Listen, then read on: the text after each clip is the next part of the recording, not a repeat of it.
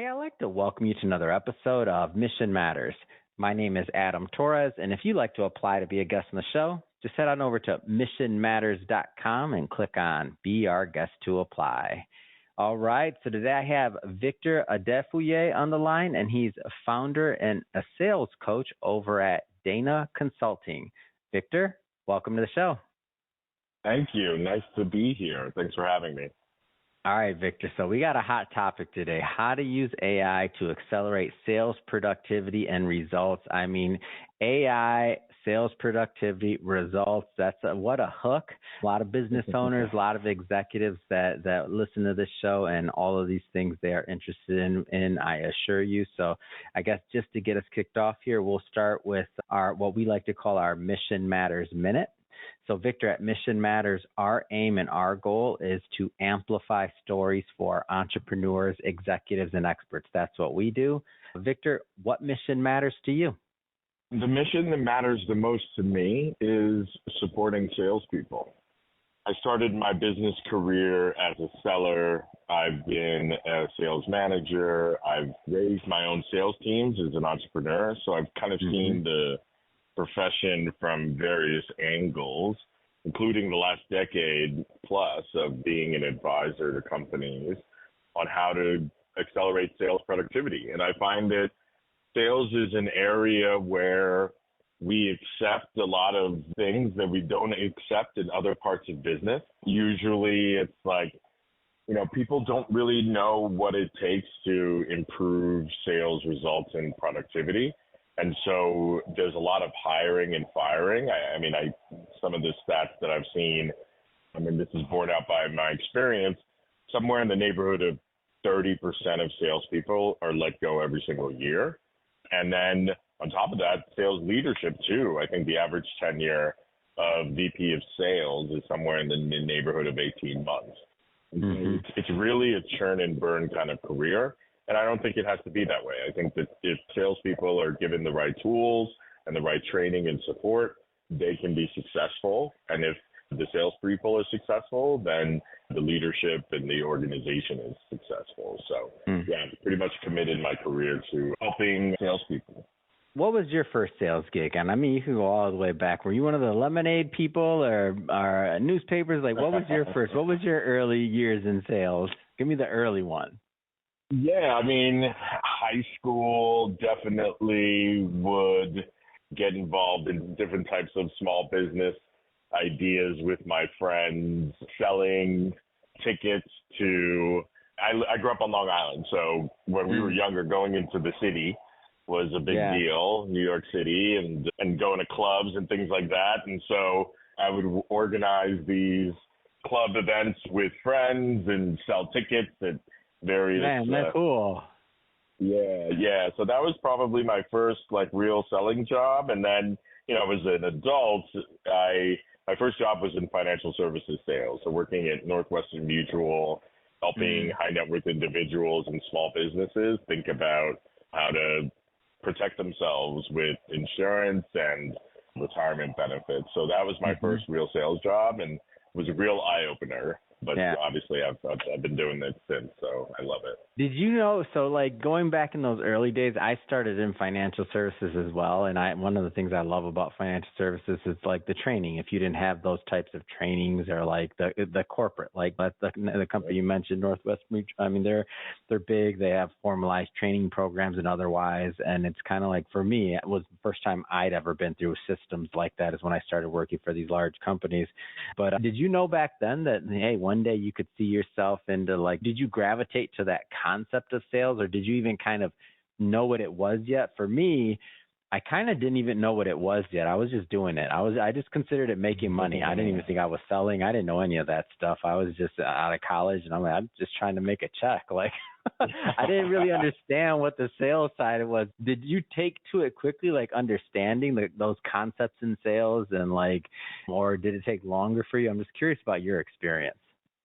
Yeah, no, it's a great question. I don't think I understood the full breadth of what I was getting into when I went to law school, so right after undergrad. And so I actually practiced law for about 3 or 4 years, and it just wasn't for me. And so I wanted to get into the business world, and a friend of mine was like, hey, come join this team at Northwestern. And so I kind of thought I was getting into a finance job, but very quickly realized that no, this is about selling products and services to people. And it was a 100% commission job too. And so it was like really being thrown into the deep end and having to figure it out. But like you said, Northwestern has one of the best sales training programs in the country. They're constantly recognized. And so that was a real experience for me in understanding that people can be developed in this arena, right? I think a lot of people believe that salespeople are born and not made, but Northwestern hires, career changers like me or people often right out of school and teaches them how to communicate value, who their ideal customers are, how to handle objections, how to follow a sales process, how to know what your targets are and how to calculate how to achieve those targets. And so that kind of systematic thinking and the investment in the salespeople that I learned from Northwestern really was the foundation of the rest of my career in many ways, because I knew it was possible to get more productivity out of salespeople and to accelerate their results. So and all those things that you mentioned, I like how you broke those down, because once you hear those, for those that are on the side of the fence where they say you have to be born into it or you're a born salesperson, I'm like, I'm sorry, but I wasn't born with those skills. Those were all taught skills. I think sometimes we confuse the concept of being born to be in sales with like somebody that has this jovial personality or like what Hollywood sold us a salesperson needs to be like. But in my experience in sales, many times the top producers aren't all that jovial. They're just about their numbers and they're focused, and they have processes that they've mastered and that they execute day in and day out, and over time that adds up. Like, that's who I know as like, and to say you're born with that mentality, I just don't see it. That's just me though. Yeah, no, absolutely. And I think you hit the nail on the head with process. I think process solves a lot of problems. And being able to educate salespeople on how do you research your accounts? What's a good account look like? What's an ideal customer look like? What does that first meeting look like? What should happen by the end of that meeting? What's the agenda? What's the second meeting? What's the third meeting? What's the proposal review? Who are the stakeholders that you need to get on board, right? Like, providing that level of guidance goes a long way, because otherwise sales reps are left to figure it out on their own. And then the other thing I would say that's critical is messaging, right? What is the value that you deliver, and to whom? Can you quantify it? Can you speak to the benefits that you can deliver that are not quantifiable, those personal wins that people get from engaging with your product or service? These are things that we were drilled on in my earliest days at Northwestern. And it really was drills. It was practice.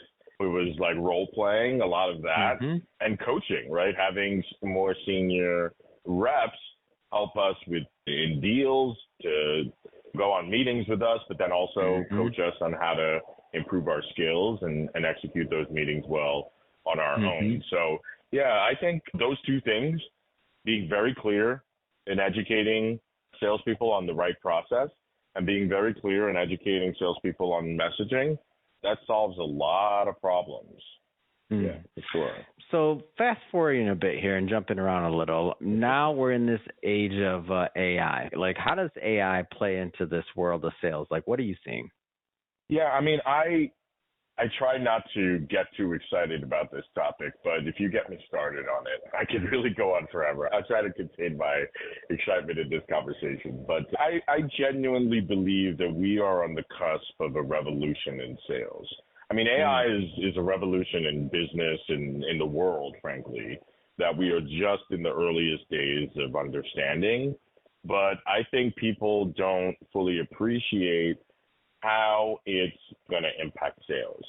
If you think about the idea that you and I first started talking about salespeople being born and not made, right? If you really believe that people can be developed, then AI is a powerful tool for education, right? Mm-hmm. Being able to deliver customized training that's based off of the specific needs of a sales rep, being able to understand and identify the needs of a sales rep by analyzing the conversations that they're having with customers, identifying patterns in their skills and where they need a little bit more improvement. AI really helps with that. I've got a partnership with an organization, a Y Combinator startup called Hyperbound, that allows you to create role play scenarios with your buyer persona. Instead of having reps try to get their manager to find time to do role play with them, or to find time with another colleague who may or may not be the best advisor, providing you the best feedback, you can now train an AI bot to be your buyer persona, a CFO, a CEO, a head of marketing that you typically sell to, and provide opportunities to practice those conversations. And then when those conversations actually occur, the ability to provide guidance to the sales rep and say, hey, you missed this question. We're missing this information for this deal to be fully qualified. Maybe you follow up with that. Maybe you push for this next step. So AI is really a powerful tool for guidance. The thing that is probably most exciting for salespeople is taking off a lot of the administrative burdens of managing a sales process. So, with some of my clients, some of the work that we're doing, we take a sales call transcript. Yeah. From that sales call transcript, we can provide a report on, like I said a minute ago, how qualified is this deal.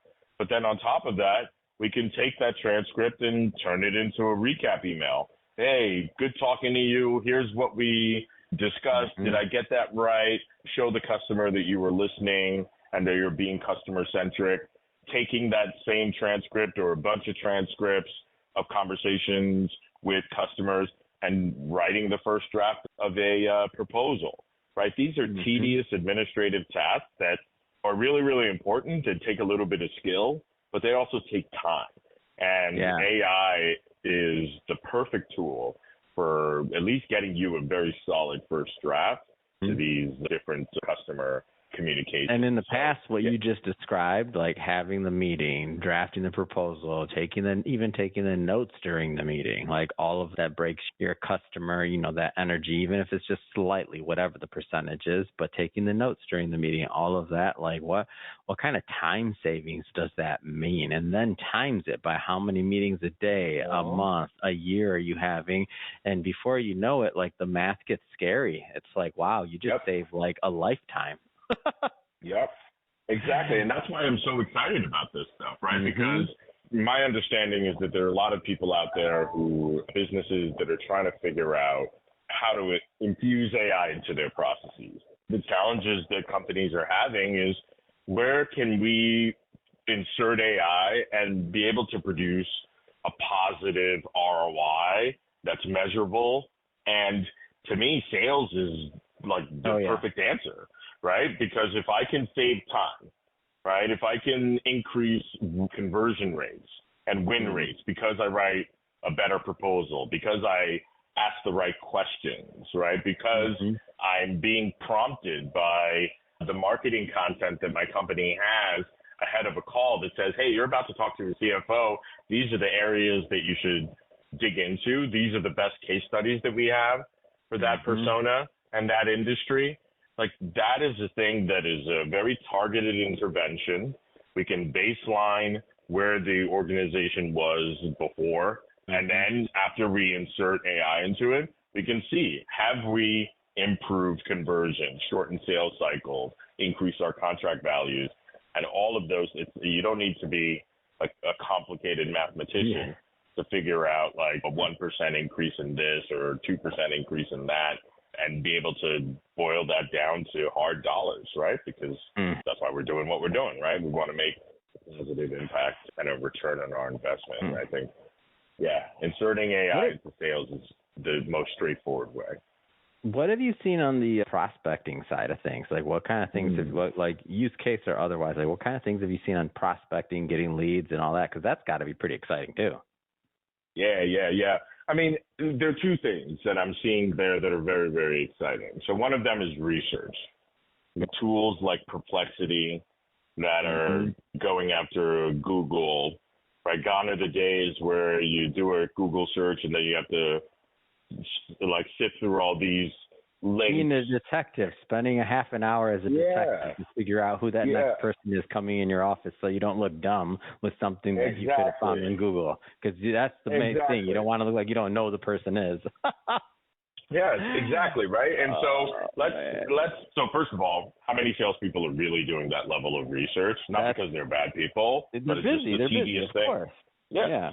Nobody teaches them the right way, right? And so the fact that today you can, at minimum, go to Perplexity and just be like, what do I need to know about this company, latest news on this person or this industry, and give you a direct summary very, very quickly.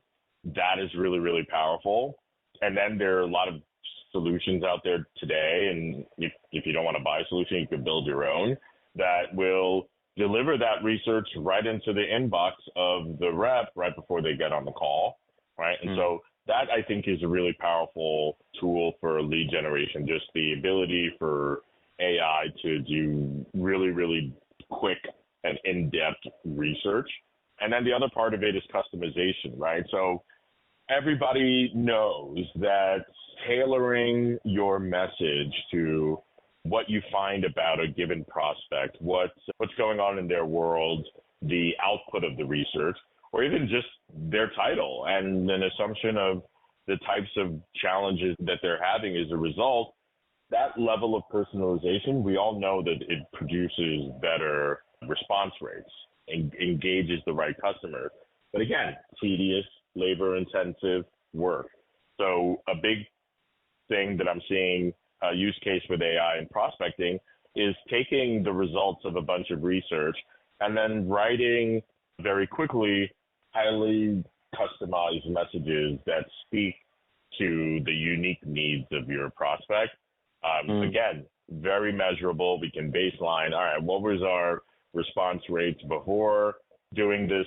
What is our response rate afterwards? And if you believe that being more customer centric, if you believe that tailoring your value message to the prospect is going to lead to higher return, I just accelerated that. Yeah. And whatever that looks like, whether it's retention, even on the customer service part of sales, right? Like just having somebody, even after you get them through, maybe there's a certain amount of relationship management that goes on, depending on the job, right? And the role and everything else, depending again, then even that retention factor. I mean, there's just, I see why you're like, let me stay controlled because I could get real excited about this one because you want to hit them over the head because you know, and you're living in it. And I see it too. Like you're taking me back to when I was in the seat and just thinking about, man, all those days, like every time I had to enter notes, that took me 10 minutes after every meeting. And I had maybe 4 meetings a day minimum. And those are by compliance. Those have to be in there. So you're in trouble if you don't do those. That's already 40 minutes right there of my day saved right there, probably down to 5 minutes of just checking or doing something else pretty quickly. So I'm at least cutting that in half. So let's call it 30 minutes a day. And now you times that by the whole week. And I'm like, what? Do you know what a salesperson gives to be able to make another 2.5 hours of calls a week? That adds up. That adds up. That's 20 hours. That's a part-time job of calls per month with the same amount of effort. Come on. Yep, exactly. That's another part-time employee. Like think about when you're trying to equate, right? Like cost and ROI. Like that's another part-time employee. And the salesperson, assuming their compensation is aligned with their productivity, that's a whole nother discussion. But assuming it is, then you can kind of predict what that outcome should be. Absolutely. And I actually think that this is a surprising insight that I've learned over the last year and a half of exploring these tools and implementing them with clients since they came out. It's hard to pay full attention when you're in a call. Right? You're trying to listen. You're trying to think about what your next follow-up question is going to be like. You're trying to write notes. And so, yes, there's a lot of time saved, not only with transferring notes into a CRM, but even the richness of those notes are enhanced with these AI-powered call recording tools, right? Because what I found with working with clients is that oftentimes when I put together a report or I share with them a report, hey, this is how that call went, this is how you did, they would often say to me, the sales reps would say to me, can you send me that report? I missed a lot of these details, right? Because they're listening, and you ask somebody a question, tell me why we're talking today. And then they give you a 2 or 3 minute long response that explains a little bit about their pains, their desired outcomes, what their buying criteria is, who else might be involved, right? It's this winding response, but it's really hard to get all those details and categorize them and understand what you have versus what you don't have. And so I think the bare minimum, if anybody's listening to this conversation and any of this sounds interesting, the first thing you need to do is start recording all of your calls with customers. And with tools like Zoom and others, that's a lot easier these days, but it's a really rich source of insight about even conversations that you were participating in, and to make sure that you don't miss those details that could really make or break the sale. Yeah, I definitely see that. And one thing that's going to go, though, is our short-term memory for sure. Like when I was a kid, I still remember I knew a lot of phone numbers. Like I knew a lot of phone numbers. Then the cell phone came around. I don't know anybody's phone number. I don't even know area codes anymore or nothing like that. I don't even know if they're called area codes or zip codes. No, I do know. I'm just saying. but I'm just saying they're gone now. So I'm just thinking back. I'm like, yeah, it's gonna be good though. All the data will be there. I'm not, but I'm like, man, our short. What's gonna happen with AI? Our short-term memories are shot. What? Let me check my notes. I'll tell you what we talked about. Yes, exactly. But then if you have a competitor, salespeople aren't depending on their short-term memories, are using these tools. And because of these tools, they have deeper insights into the customer. The customer gets the feeling that they're really listening to them and tailoring their solutions. You're going to get left in the dust, right? And so that's what I think is there's like this small window of opportunity where companies over the next few years could really differentiate themselves from competitors by adopting these tools and get a real competitive advantage. So I think it's not just about the potential impact, it's the potential impact on industries by early adopters really taking this stuff and running. Victor, man, this has been a lot of fun. I like it. I like where you're going with this, and I hope the audience understood, got it. And if they want to follow up, learn more about what you're doing over at Dana Consulting and also connect with you and your team, how do they do that? Yeah, the best way is to reach out to me over email, frankly. VictorDanaConsulting.com. There's a hyphen between the DANA and the word consulting, so Dana-consulting.com. You can also look for me on LinkedIn at Victor Defouillet. And just feel free to reach out. And if any of the stuff that you heard in this conversation you want more details about, I'm always happy to jump on the phone, share resources, even if there's not an immediate opportunity to work together. I'm just really, really passionate about this work. And I'm, like we said at the beginning, I want to help salespeople. So to the extent that I can offer advice and counsel, I'm always happy to do that. Amazing. And for everybody listening, just so you know, we'll put Victor's link in the show notes so that you can just click on it and head right on over and connect. And speaking of the audience, if this is your first time with Mission Matters and you haven't done it yet, this is a daily show, which means hit that follow button. It's a daily show, so guess what? Tomorrow, another episode's coming out. We bring on business owners, entrepreneurs, and executives with the hope that you're inspired through their stories to reach your dreams and your goals as well. So again, hit that subscribe button. And Victor, thank you so much for coming on, man. And now you got me all fired about AI and sales. And I'm like, now we got to start thinking about this even more. So I appreciate you, seriously, all the work you're doing out there for our salespeople. So again, thanks again for coming on the show.